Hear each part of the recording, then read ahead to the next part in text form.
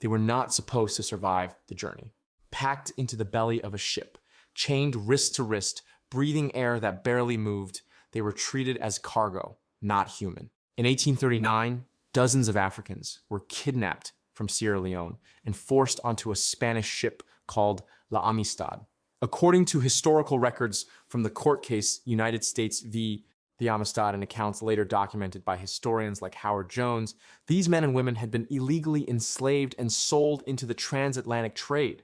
But one of them refused to accept it. His name was cinqué, known as cinqué.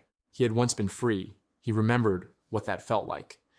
And somewhere in the darkness of that ship, he made a decision that would change everything.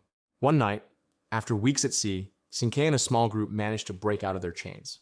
The exact details are debated, but records confirm they used tools they found on board and attacked the crew, while most of them were asleep. The moment was chaos. Fear turned into action. They took control of the ship. For the first time since their capture, they were no longer prisoners.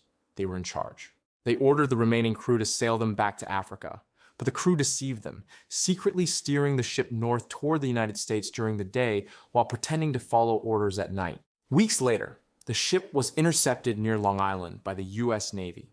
You would expect freedom at that point. Instead, they were arrested. They were put on trial, accused of murder and piracy. The case quickly became one of the most famous legal battles in American history. Abolitionists rallied to defend them, arguing that they had been illegally enslaved and had every right to fight for their freedom. Even former US President John Quincy Adams joined the defense, speaking passionately before the Supreme Court. The question was simple but powerful. Were they property or were they human beings with rights? In 1841, the Supreme Court ruled in their favor. Historical records show the court recognized that they had been kidnapped and enslaved illegally and therefore had acted in self-defense. They were declared free. Most of them eventually returned to Africa. What started as a journey in chains ended as a fight that reached the highest court in the United States. They were not kings or soldiers. They were ordinary people who refused to accept a life they never chose.